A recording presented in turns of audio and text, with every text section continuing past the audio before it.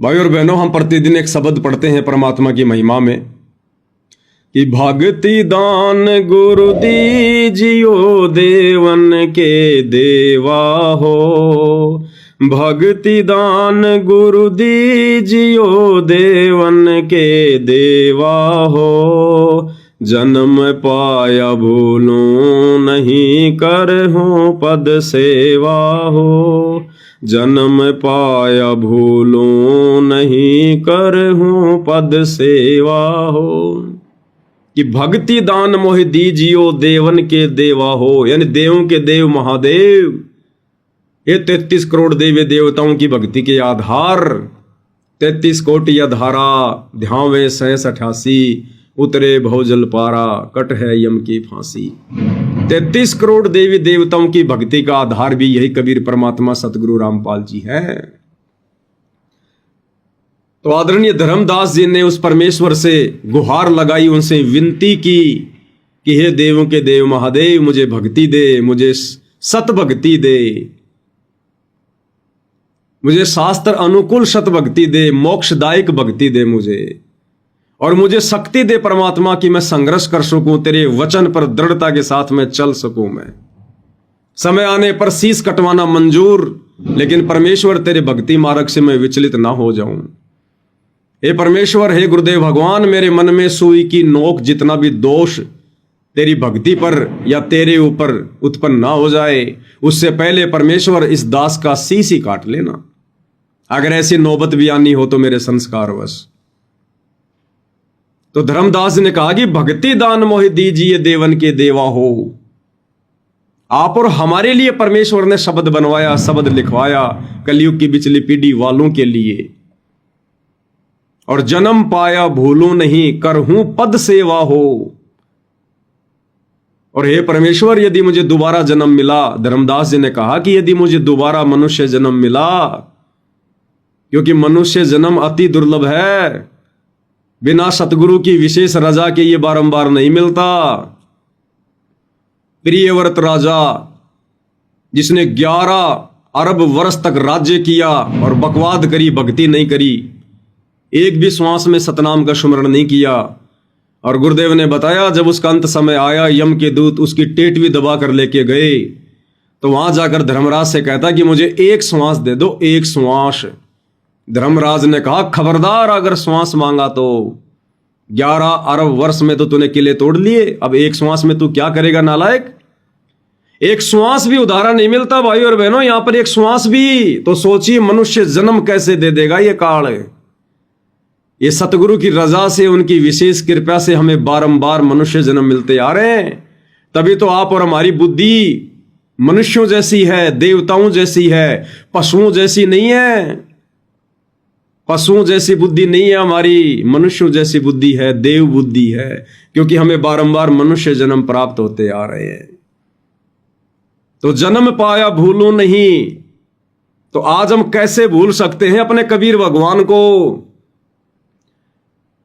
जिस कबीर भगवान को हम नालायकों ने अपने नालायकी के चलते 650 साल पहले बिसार दिया था। आज हम कैसे भूल सकते हैं फिर उसको कि जन्म पाया भूलूं नहीं। जब वो पहचान में आ जाए, जब वो अपनी पहचान करवा दे, तो जन्म पाया भूलूं नहीं करहूं पद सेवा हो। पद यानी जो पद्धति हमें गुरुदेव भगवान ने दे दी भक्ति की, वे ऑफ वर्शिप, इस पद के अनुसार भक्ति करूंगा, गुरुदेव के नियम अनुसार चलूंगा। अब देखा देखी में नहीं चलूंगा, भेड़ चाल में नहीं चलूंगा, किसी भगत के कहने से भ्रमित नहीं होऊंगा। ये गलतियां हम अनंत युगों से कर चुके हैं, 650 साल पहले कर चुके हैं। 64 लाख ऐसे फैल हुए थे देखा देखी में, अपने गुरु को ना पहचान कर। उस समय भी तो ये भगवान गुरु रूप में आए थे, कोई सींग लगा के थोड़े आए थे कबीर जी, पूंछ लगा के थोड़े आए थे कबीर जी, नाक पे कोई सींग थोड़ी था कबीर जी के जो अलग से पहचान थी। उस समय भी ऐसे घूम फिर के अपना ज्ञान दिया करते थे, यही सृष्टि रचना बताया करते थे, ऐसे मैले कुचेले कपड़े पहन के रहा करते थे, जुलाहों की बस्ती में रहा करते थे। शौपन में भी कोई उनको परमात्मा नहीं मान सकता था। आज भाई और बहनों वो परमात्मा कौन सा नया आडंबर करेगा। आज तो वैसे भी परमात्मा ने अपनी पहचान अपने ज्ञान से करवानी है, शास्त्रों से करवानी है। तो आज तो कोई विशेष आडंबर या विशेष चमत्कार बिल्कुल शौपन में भी नहीं, भूल जाओ। ज्ञान से पहचान करनी पड़ेगी, ज्ञान से। 650 साल पहले ज्ञान नहीं था, दिया नहीं था भगवान ने। धर्मदास को पहचान नहीं हो पाई शास्त्रों से, ज्ञान से, सत्संगों से। भगवान ने उस आत्मा को खुद सतलोक ले जाकर अपनी पहचान करवाई। आज क्यों नहीं ले जा रहे परमात्मा? क्योंकि आज परमेश्वर ने ज्ञान से पहचान करवानी है। धर्मदास जी ने ज्ञान से पहचान नहीं की, इसलिए सतलोक देखकर भी भ्रमित हो गए। सतलोक को देखकर भी भ्रमित हो गए। अंत में काल प्रेरणा से मोह ममता छा गई, परमेश्वर के वचन को तोड़ने की सोच ली। क्योंकि ज्ञान से नहीं जुड़ा धर्मदास। धर्मदास केवल सतलोक में परमात्मा को देखकर ही परमात्मा परमात्मा कहता था। तो भाई, जो गलतियां हम जीव आज से पहले कर चुके हैं, अब वो गलतियां परमात्मा हमसे नहीं होने देगा। उन आत्माओं से जिन आत्माओं को परमात्मा ने सतलोक ले जाना होगा। हजरत मोहम्मद जी मुसलमान धर्म के प्रवर्तक, उनको परमात्मा सतलोक लेकर गए। वो आत्मा ज्ञान से नहीं समझ पाई, परमात्मा उसे सतलोक लेकर गए। सतलोक में परमात्मा को देखा, सारे सुख देखे, लेकिन फिर भी वो भ्रमित हो गया। क्यों? क्योंकि उसने ज्ञान को आधार नहीं बनाया। तो वर्तमान में भाई और बहनों, हमने ज्ञान से अपने गुरुदेव भगवान को पहचानना भी पड़ेगा और आत्म कल्याण के प्रति चिंतित होकर हमने सिर धड़ की बाजी भी लगानी पड़ेगी। और वर्तमान में गुरुदेव ने हमें क्या विधि बताई? विश्वास। हर शब्द के आगे परमात्मा कहते हैं ना, कहे कबीर सुनो वे साधो, मैं तो हूं विश्वास में। आज परमात्मा विश्वास से अपनी पहचान करवाएगा, विश्वास से हमें भक्ति मार्ग पर दृढ़ करेगा। और यही विश्वास एक दिन हमें सतलोक ले जाकर छोड़ेगा। सतलोक। गुरुदेव कहते हैं, जिस प्रकार एक बेटी अपने पिता के ऊपर आंख बंद करके विश्वास करती है, पिता बेटी के लिए लड़का देख के आता है और वापस आकर घर पर चर्चा करता है, लड़की कान लगा के सुनती है साइड से, और पिता उसकी मां को कहता है कि ऐसा ऐसा घर है, ऐसा ऐसा लड़का है, ऐसा उनका व्यापार बिजनेस है, इतनी खेती है, ऐसे ठाट बाट हैं, लड़के का ऐसा रंग है, ऐसा शरीर है। और वो लड़की सुनती रहती है, उसने देखा नहीं है। वो अपने बाप के प्रत्येक वचन पर अटूट विश्वास कर लेती है। उसको अपने बाप के ऊपर विश्वास है कि मेरा बाप मेरे भविष्य को कभी भी अंधकार में नहीं डालेगा।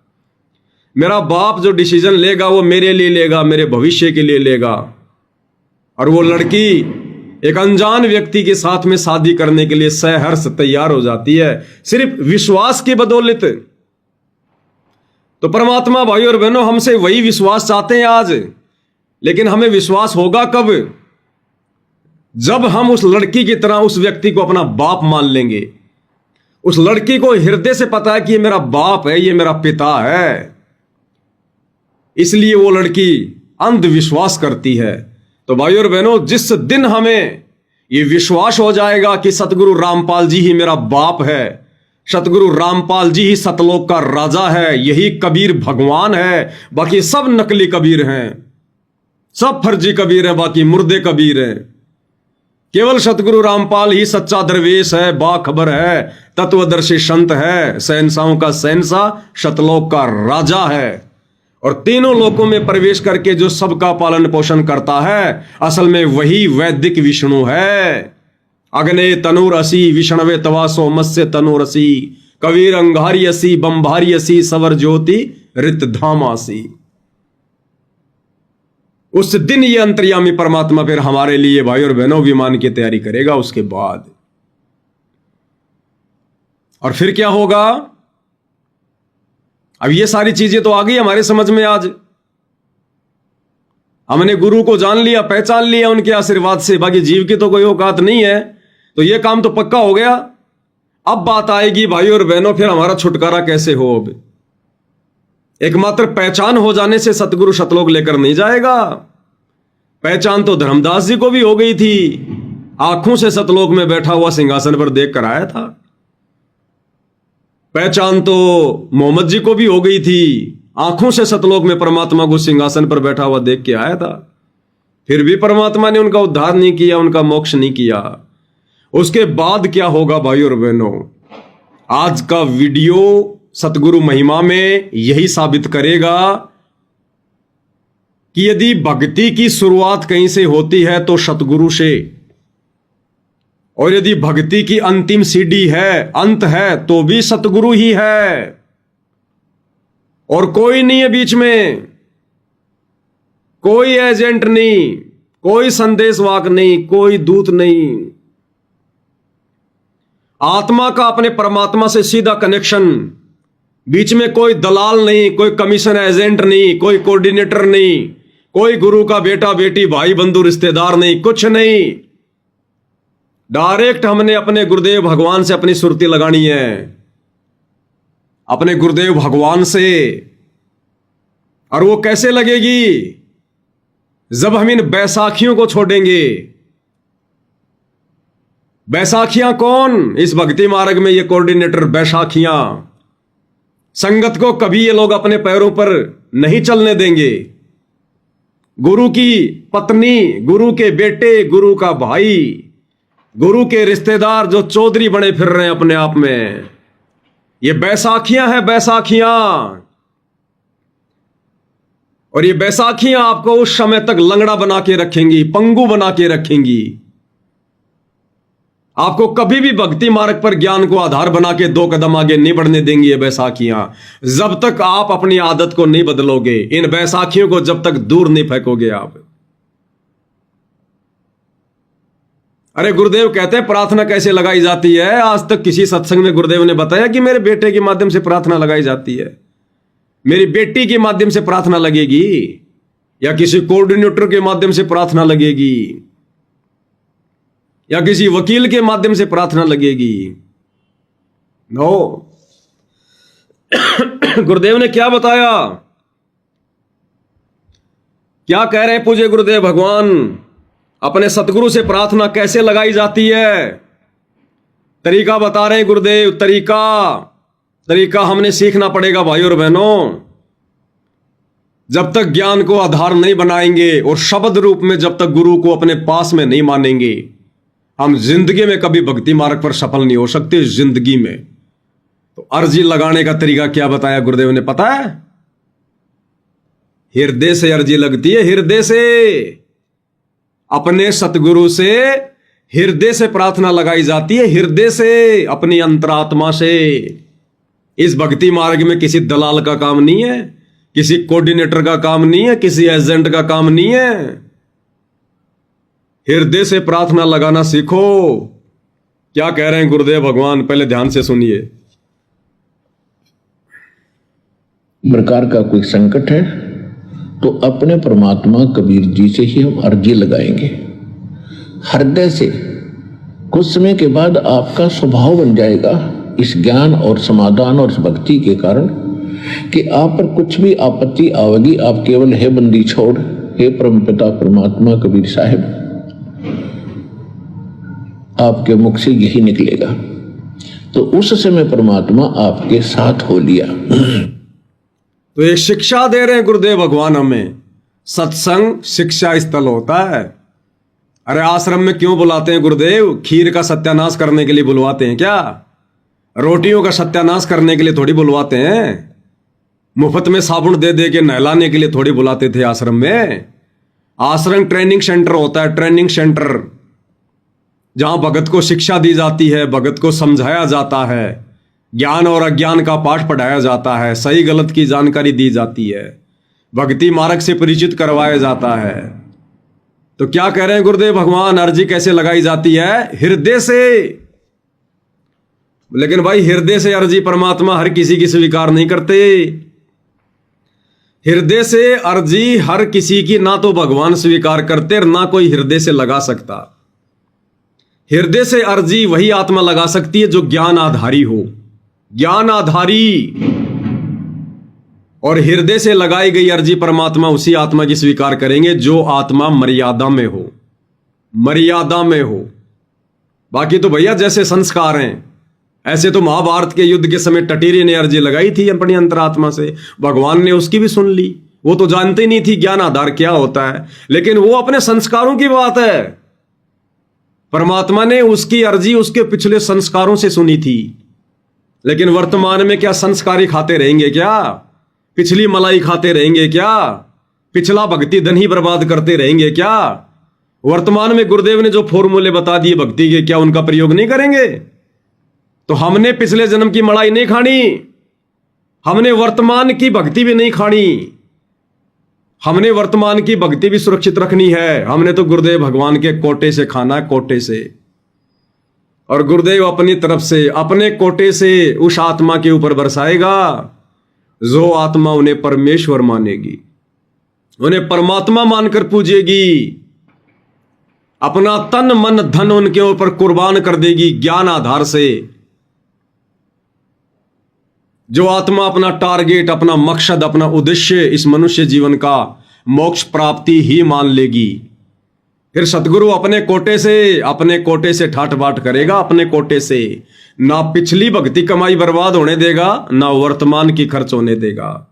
और तभी भाई और बहनों भक्ति की शक्ति बनेगी, और तब हम इस प्रेशर से जाएंगे, और तब वो 21 ब्रह्मांड का राजा काल बलि अपना सिर नीचा करेगा भक्ति की शक्ति के आगे। तो अर्जी हृदय से लगाई जाती है, हृदय से। अर्जी सतगुरु से, मोबाइल से नहीं लगाई जाती, किसी कोऑर्डिनेटर के माध्यम से नहीं लगाई जाती। लुट गई बेचारी संगत ज्योति पाठ के नाम पर, ज्योति पाठ के नाम पर। लगाओ अर्जी इन सतलोक आश्रमों के नंबर पर, अपनी अज्ञानता जाहिर करते हुए लगाओ अर्जी, और ले लो ज्योति का दंड, ले लो पाठ का दंड। आ गया गुरुजी का आदेश। अरे जैसे बड़ी बड़ी कंपनी वाले नहीं होते, ये एयरटेल, जियो, वोडाफोन, इन्होंने कॉल सेंटर खोल रखे हैं कस्टमर सेवा के लिए। उनको एक पाठ पढ़ाया हुआ होता है, किस प्रकार की शिकायत आए तुम्हें क्या समाधान करना है। तो इन सतलोक आश्रम वालों ने, काल के दूतों ने हिसार में और दिल्ली में अपने कॉलिंग सेंटर खोल रखे हैं, और 20-20, 25-25 हजार रुपए की सैलरी पर लड़के बैठा रखे हैं, और उनको एक ही पाठ पढ़ा रखा है, किस प्रकार की अरदास आए तो क्या बोलना है। और वहीं से तुम्हें दंड मिल रहा है, दंड, तुम्हारी अज्ञानता का दंड। हाँ भगत जी कल देंगे जवाब, भगत जी परसों देंगे जवाब। हाँ भगत जी गुरु जी का आदेश आ गया, ज्योति करवा दो, गुरु जी का आदेश आ गया, पाठ करवा दो करवा दो पाठ। रो रहे बैठे बैठे भगत घर पे कि हमने अर्जी लगाई थी गुरु जी से मोबाइल पर, नामदान सेंटर पर, आश्रम के नंबरों पर, और आदेश आया था पाठ करवा दो, ज्योति करवा दो। भगत जी हम तो थक गए, ज्योति पाठ करवा करवा के भी हमारी तो समस्या जो की त्यों है, तो जो की त्यों ही रहेगी।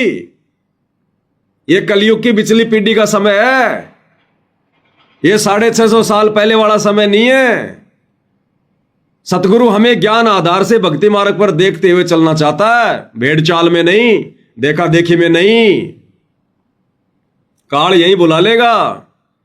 तो हृदय से अर्जी लगानी है भाई और बहनों, चाहे किसी भी समस्या को लेकर हो, चाहे भक्ति भाव की अर्जी हो, चाहे किसी समस्या की अर्जी हो।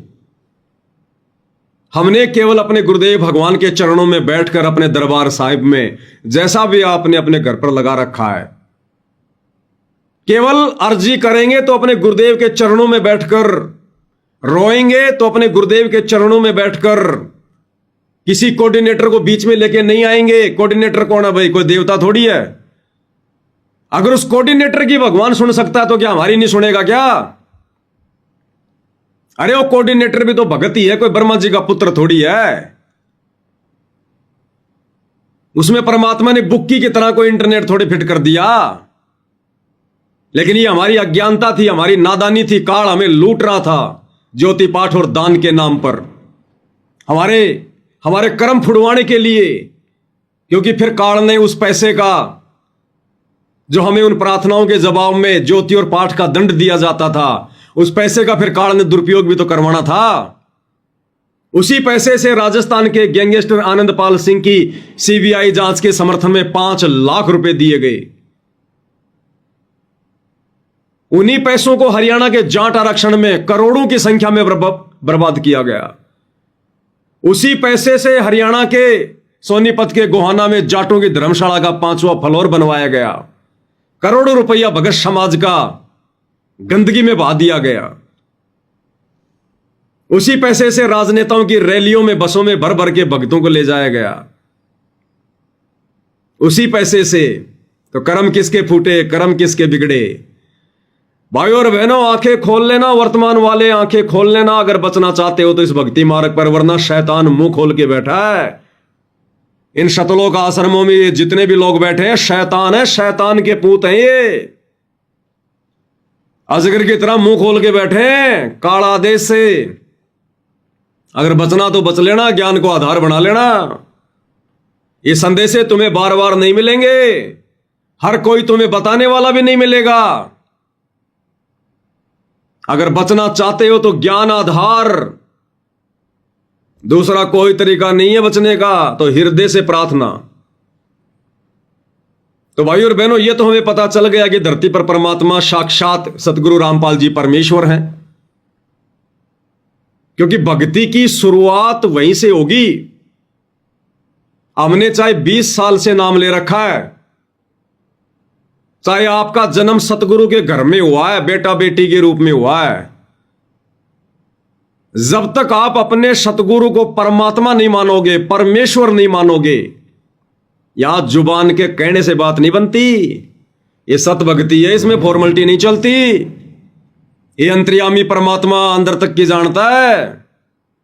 मेरे पर्दे के महल में जिया जी, और तुमसे क्या छुपा लूं पिया जी, कि आप तो मेरे महल के अंदर की जानते हो, मेरे घट के अंदर की जानते हो। घट ही में गंगा, घट ही में यमुना, घट ही में है जगदीश, सतगुरु तारेंगे। क्या छुपा लेंगे हम इस अंतर्यामी से, ये यहां तक की जानता है। तो इसके दरबार में छल कपट नहीं चलता, फॉर्मेलिटी नहीं चलती। हृदय से परमात्मा मानना पड़ेगा। और जिस दिन हम अपने गुरु को हृदय से परमेश्वर के रूप में मान लेंगे, उस दिन से तो भाइयों और बहनों हमारी भक्ति की शुरुआत होती है। शुरुआत, उससे पहले तो भले आपको प्रथम नाम मिल गया, चाहे शतनाम मिल गया, चाहे सार नाम मिल गया, चाहे आपने 20 साल 25 साल गुरु की गोद में बैठ के भक्ति की, आपकी भक्ति बेकार, निष्फल, डले ढोए आपने, डले, क्योंकि आपका कनेक्शन सतगुरु से जुड़ा ही नहीं था।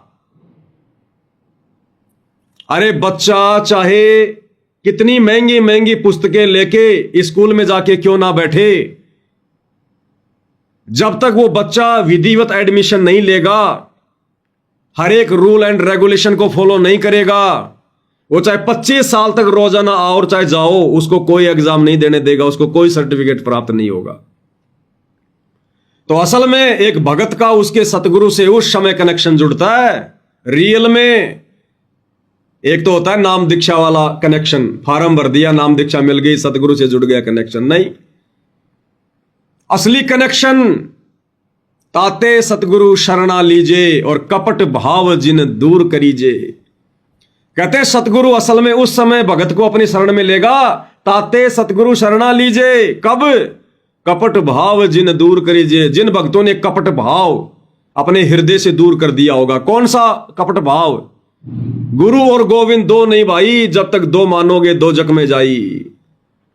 जब तक हम गुरु को और परमात्मा को अलग अलग मानते हैं, यदि हम अपने गुरु को कबीर जी का भेजा हुआ हंस मानते हैं, उनकी आत्मा मानते हैं, उनका अवतार मानते हैं, तो हम गुरु से कपट कर रहे हैं।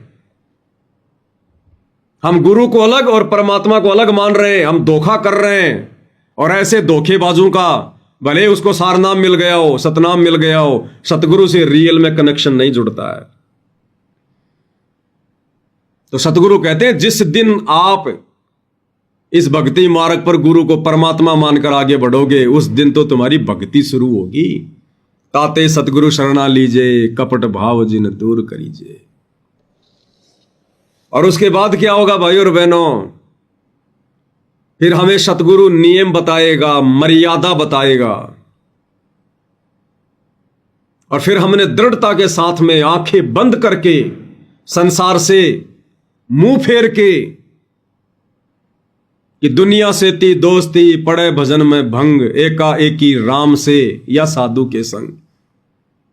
कबीरा तहां जाइए रह संतन की प्रीत, इष्ट मिले और मन मिले, मिले सकल रस रीत।